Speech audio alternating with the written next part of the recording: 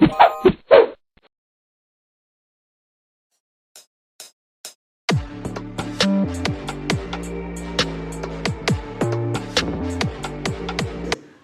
pessoal, bem-vindos a um novo episódio do nosso podcast com o apresentador Isaac e Gabriel. E nosso convidado especial de hoje é... a Fernanda. Exatamente. Bom, Gabriel, pode mandar suas perguntas para hoje. Hoje a gente vai falar sobre saúde mental, que eu acho que a gente está com uma pessoa que sabe muito.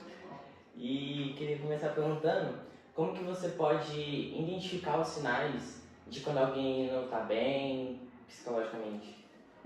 Acho que vai depender muito, não tem bem um sinal específico, porque quando você fala de saúde mental, você está falando de muitas coisas.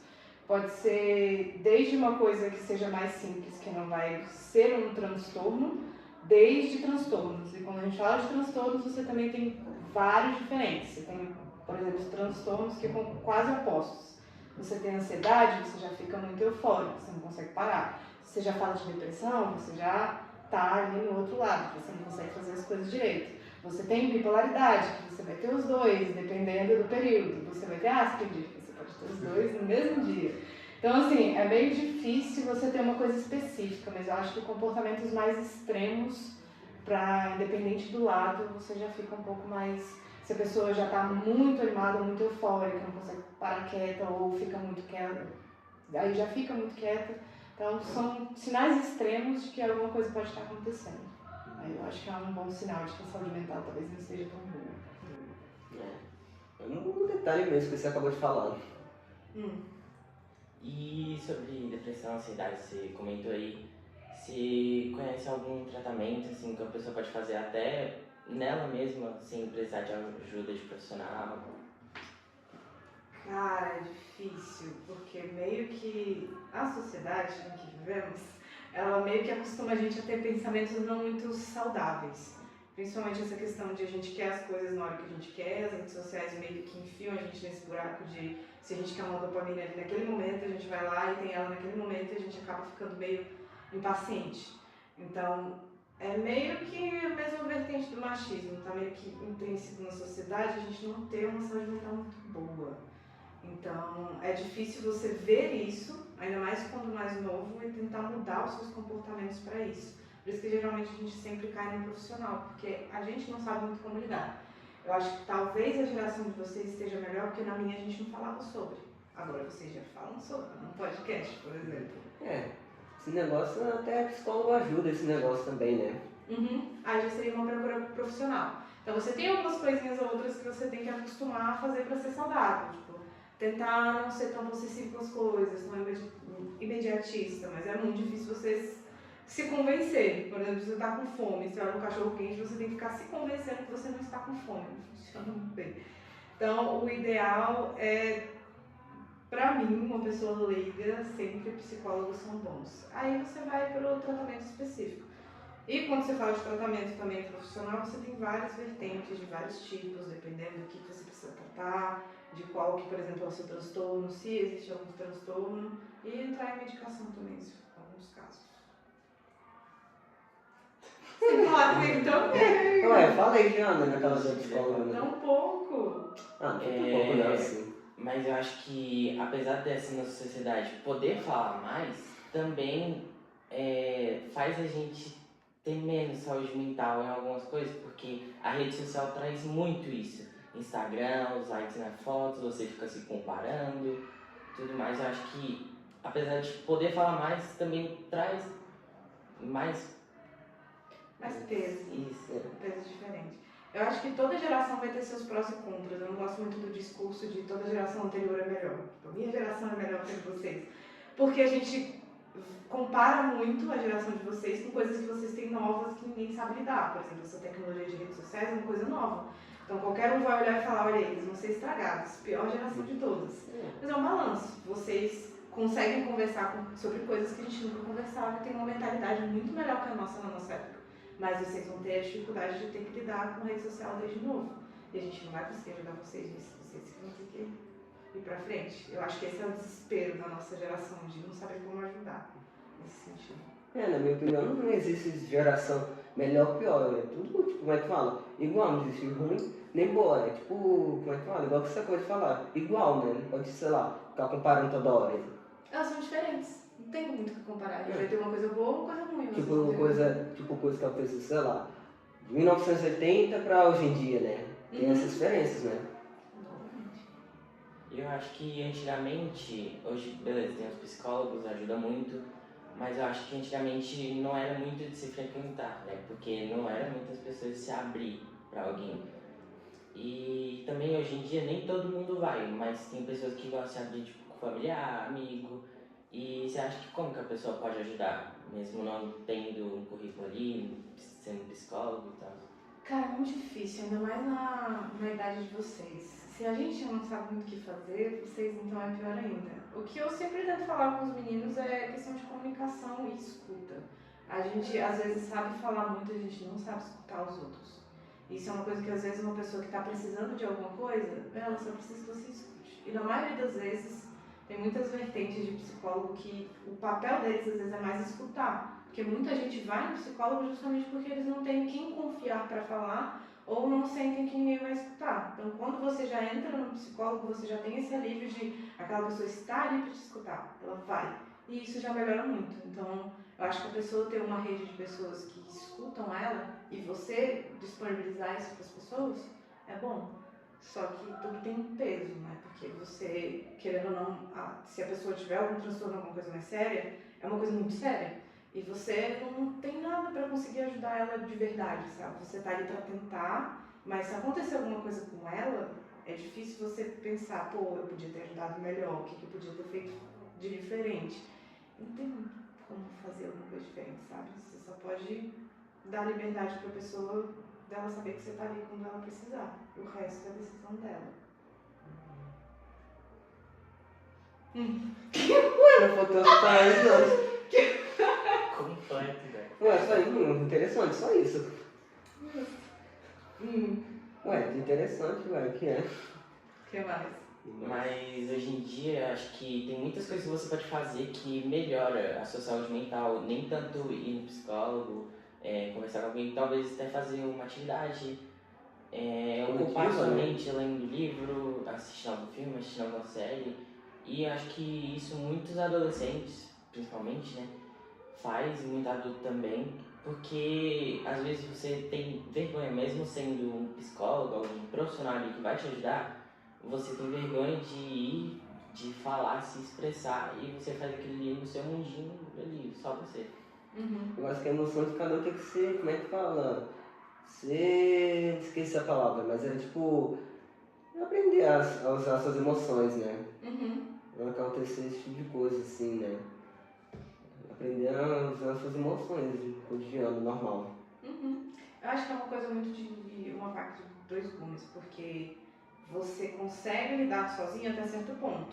O que você faz para você ter uma saúde mental melhor? Você coloca pessoas ao seu redor que são saudáveis para você, que te aceitam do jeito que você é, que você consegue comunicar e que gostam de você de verdade. É um dos pontos. Segundo, a alimentação é um negócio absurdo de mudar coisas de saúde mental. Porque quando você está, principalmente biologicamente falando, se você não come direito, você já não tem energia. Isso já te deixa uma pessoa mais deprimida naturalmente. Se você não está ali comendo direito, você passa a manhã inteira sem comer, aí você almoça, passa a tarde inteira sem comer, você não vai ter energia para estudar, não vai ter energia para se comunicar com ninguém, não vai ter energia para nada, vai ficar deitado em casa pensando, pô, eu não consigo fazer isso, eu não tenho energia para fazer isso, é porque eu não tenho mental. Não, porque o seu corpo não está aguentando fazer mesmo, porque você não está comendo, você não está bebendo água, você está comendo besteira, não tem como o corpo fazer qualquer coisa. Então, alimentação e atividade, querendo ou não, libera muito hormônios diferentes que vão fazer com que a gente consiga se desenvolver melhor. Então, você tem essas etapas, mas mesmo assim o mundo consegue ser muito difícil, mesmo você sozinho. Então, tem muita gente que tem muita resistência a psicólogo. E assim, eu acho que independente da pessoa, se tiver dinheiro ou se tiver a possibilidade de ir no psicólogo, eu sempre incentivo. Ah, mas eu não acho que eu não estou num nível que seja muito preocupante. Não custa, sabe? Você não está botando nenhum químico dentro de você, você só está conversando, apenas. E aí, isso é um negócio que eu conversei com os meninos, às vezes você tem uma bolha social muito grande. Então, na sua bolha, as pessoas vão sempre estar te dando os mesmos conselhos, que às vezes nem sempre elas têm conselhos bons. Quando você vê um profissional, ele vai ser uma pessoa que não vai levar em conta a bolha dele, não vai levar em conta bolha nenhuma. É tipo, olha, o que você faz prático, racional, para realmente melhorar. E é isso. Então, às vezes você tá tendo aquela conversa com um amigo, tendo uma vida saudável e tudo mais, e ainda assim não tá. Quando você fala com o psicólogo, ele percebe coisas que os amigos às vezes não percebem, os familiares não percebem, e assim vai. Eu acho que também eles são muito imparcial com isso, de uma pessoa para outra, né? Que uma pessoa está sendo ajudada de uma forma que essa outra também vai ser. E às vezes com a emoção, né, que você estava falando, que uma pessoa ela pode estar tão mal, que ela passa um dia sem comer. Porque pra ela, tipo assim, se for questão, sei lá, do corpo, ela não se encaixa naquele padrão que a sociedade coloca. Então, pra ela, sei lá, emagrecer, ficar o dia todo sem comer. E completamente errado. Eu acho que uma das melhores coisas sempre é fazer esporte. Porque você vai conseguir melhorar o seu corpo. Entende? Acho que é isso. Acho que esse negócio padrão muito tóxico, eu acho. Porque, tipo, fala que a pessoa, tipo, não é bonita por causa de tal coisa. Aí ela tem que tentar resolver. Não, o padrão de beleza tipo, é de cada um, que ela acha. Não precisa ser, sei lá, no geral em si, né? Mas de cada um. Isso vai muito de bolha também. Às vezes, se você tá num grupo de amigos que falam que é normal, que você precisa se sentir bonito o tempo todo, que você precisa estar magra, que você não pode comer isso, não pode comer aquilo, e sei lá, tem bulimia ou essas coisas, você vai achar aquilo mais normal. E você vai achar que aquilo é o saudável e é o normal. E aí você tá fazendo uma coisa que você não tá nem sabendo que é errada. Aí quando você sai dessa bolha e vê um profissional, por exemplo, ele vai te alertar que é errado, mas você vai falar, mas eu vivi assim a vida toda, minha mãe é assim, minhas amigas são assim, por que você agora está me dizendo que não é para ser assim? Então eles meio que mudam a visão que às vezes a gente acha que o mundo é só aquilo. Principalmente quando a gente é muito novo, o ensino médio é a nossa vida, é só aquele buraco ali, qualquer coisa fora daquilo, sabe? É uma coisa absurda. Então quando a gente chega e conversa com pessoas de idade diferentes, de grupos diferentes, de etnias diferentes, você vê perspectivas completamente diferentes. Você vê, olha, não é só porque é normal, é a minha realidade, que é o que eu tenho que fazer, que é o que eu tenho que seguir, que é a questão dos padrões também. E nisso de idade diferente, você conversar com alguém que é mais velho, acho que você aprende muito. Inclusive, tipo, ali no ensino médio, na nossa sala, é uma bolha, assim, social ali da gente. E você só vai aprender falando com pessoas mais velhas, pessoas que conhecem mais sobre a vida. E eu acho que nisso os professores ajudam muito. Porque pode ter pessoas ali dentro da sala que a gente não sabe, mas pode ter problemas na saúde mental, como psicológico. E vocês, professores, só de conversar, só de bater boca, assim, a gente vai aprender, a gente vai melhorar, sabe? Eu acho que vocês ajudam muito.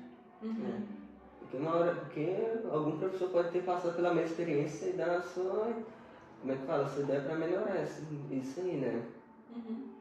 Eu só melhoro um pouquinho o que vocês falaram, porque quando a gente fala, pelo menos é a minha perspectiva de ser professor, a gente não quer ir lá e achar que só a gente tem conhecimento, vocês têm que seguir e acabou. Quando eu entro na sala de vocês, eu aprendo muita coisa com vocês. Então, não é questão de você exatamente falar com uma pessoa mais velha, porque ela sempre vai ter mais inteligência ou mais sabedoria do que você. São pessoas diferentes. Só de você ter uma diferença de idade, as pessoas são diferentes. Uma diferença de, moro na Ceilândia, moro no plano, vocês já têm coisas diferentes que vocês se ensinam. Uma menina com um menino, vocês só de se comunicarem, vocês já estão trocando experiência. Vocês nunca vão saber como é ser a gente nunca vai saber como é ser vocês. Então, não só com gente mais velha, mas vocês também têm muito para dar e outras pessoas também têm muito para dar nesse sentido de perspectivas diferentes. E eu acho que, tipo, em questão ali na sala, né? A pessoa ela pode sofrer por um estresse diário, por exemplo, em casa. E eu acho que a escola ela pode trazer tipo, um ponto ali de paz, um ponto de equilíbrio. Apesar das tretas. Apesar de você ficar estudando toda hora, às vezes em casa você chega, você já ouve bronca, você já ouve muita coisa na sua cabeça. E a escola serve, às vezes, como ponto de paz. Não para todo mundo, mas sim, acho que uma boa parte ali. Mas eu acho que esse é um ponto importante em questão de escola, em questão de turmas pequenas também. Porque, como você falou, na maioria das vezes, não dizendo que famílias são lugares horríveis, mas são lugares estressantes. A gente tem uma pressão muito grande que às vezes nossos amigos, teoricamente, não deviam dar essa pressão e a escola também não, porque é um lugar que vocês estão socializando, né? Então tem pessoas diferentes dos pais que, por serem de gerações diferentes, por não estarem ali no contexto de escola, não vão saber o que vocês estão passando. Então você chega e fala, mano, para um amigo, essa prova tá matando o psicológico. O amigo vai falar, nossa, sim, se você fala isso para os seus pais, não, tá fazendo mais que sua obrigação. Tem que estudar mesmo e surtar mesmo, faz isso. Ela acaba ficando muito sobrecarregada, né? Exato. Então, a ideia da escola, de você ter uma comunidade, é se ajudarem para tentar descarregar, porque vocês estão passando pela mesma situação. Vocês estão na mesma idade, passando pelos mesmos hormônios, passando pelas mesmas dificuldades no contexto de escola. Então, ou vocês se ajudam, ou é uma guerra. Então, fica ruim em casa e fica ruim na escola. Então, em casa, às vezes a gente não consegue meio que fazer nada, porque os pais às vezes não são muito comunicativos. Você chega e fala, pai, eu tô sofrendo tal coisa. E às vezes ele não tem tempo, às vezes ele não tem cabeça. Agora na escola você já tem pessoas que escutam, você já consegue mudar o contexto que você tá, porque você é responsável também pelo contexto. Então, tem toda uma questão de saúde mental na escola também, dependendo de onde vocês estão e dependendo dos contextos.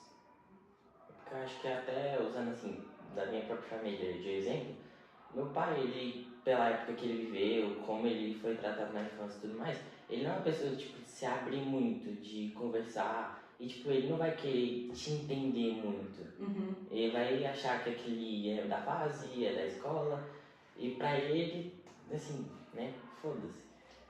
Mas, tipo, pra nossa geração de agora, se abrir talvez seja uma das melhores coisas que você pode fazer pra limpar seu psicológico. E eu acho que isso é muito importante da escola, porque todo mundo ali, acho que se esforçar um pouquinho, vai conseguir te entender, vai conseguir te aconselhar a fazer alguma coisa, ou só te ouvir mesmo. Eu lembro que teve um ponto meio crítico pra mim e pra minha mãe, que eu era muito pequenininha, uma coisa que eu nunca esqueço. Eu cheguei pra ela dizendo que eu gostava de um menino da sala. E tipo, ela não ligou, eu tava super apaixonadinha, queria contar e as coisas que aconteciam e não sei o que, e ela tipo, meio só deu um foda-se, sabe? Eu fiquei muito triste porque foi uma parte importante do que eu estava passando naquele momento, era o meu mundo naquele momento e eu queria compartilhar com alguém, tipo, pedir conselho, só compartilhar, tipo, olha que coisa legal e fofinha que aconteceu. E ela não escutou. E aí, quando você vai chegar e contar isso pra alguém que tá ali no mesmo lugar que você, tipo, tal coisa aconteceu com esse menino. Aí a pessoa, seu amigo vai, nossa, sério, me conta mais, não sei o que. E você sente essa abertura e acaba fechando com quem não te escuta. E aí volta no rolê que eu falei, de se você não escuta, se você não tem uma escuta, já é um passo pra não ser muito bom em saúde mental. Do mesmo jeito que se você sabe que falar e alguém te escutar é bom pra você, às vezes você abaixar um pouquinho o que você quer falar e escutar a outra pessoa é sempre bom também. Mas aí tem todas essas questões, que vocês estão nessa bolha de escola e que vocês passam por coisas parecidas que vocês conseguem comunicar. E às vezes pessoas mais velhas não vão conseguir entender ou não vão conseguir saber, porque assim, a gente trabalha, a gente tem 10 mil coisas pra fazer, mas nem por isso os problemas de vocês são menores que os nossos. A gente só tá em momentos de vida diferentes mesmo. Não é pra diminuir, sabe? Tá, faltando alguns minutos, beleza. Vamos fazer mais uma pergunta pra gente acabar de encerrar, né? Fazer uma última pergunta aí, né? Pode ser até pessoal agora, né? Que já foi mais na parte da teórica já, né? Você quer fazer alguma coisa? De exemplo, né, que você falou? Tá, desse negócio que você falou.